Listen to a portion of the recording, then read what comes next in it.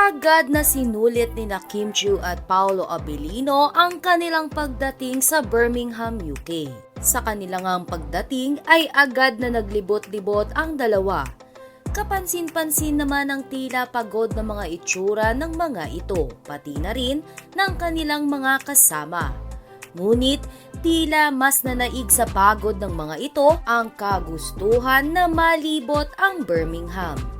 Kaya naman agad na naglakad-lakad ang Kim Pao pati na rin ang kanilang mga kasama. Ngunit ang mas pumukaw nga sa atensyon ng mga tagahanga ni Paolo at Kim Chiu ang tila pagiging photographer nito kay Kimi. Sa video kasing ibinahagi ni Kim ay nahagip si Paolo Abilino na tila kinukuhan si Kim Chiu ng litrato. At nang makita nga ni Paolo na nagbibideo si Kim ay proud nitong ipinakita ang kanyang hawak na kamera.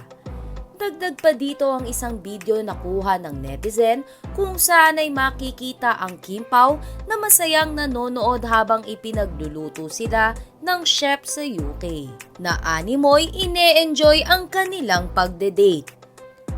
Matapos nga itong mapanood ng kanilang mga tagahanga ay hindi magkandamayaw sa kilig ang mga ito dahil anila ay parang mas lumalalim na ang samahan ng Kim Pao na animoy magkasintahan na. Narito at panoorin natin ang nasabing video. Everybody! Hello! Gabi na dito pero may araw pa rin. Ang ganda talaga dito sa Marikina. Hello, Birmingham! It's actually 8 p.m. and maaraw pa rin. Woo! See you Sunday!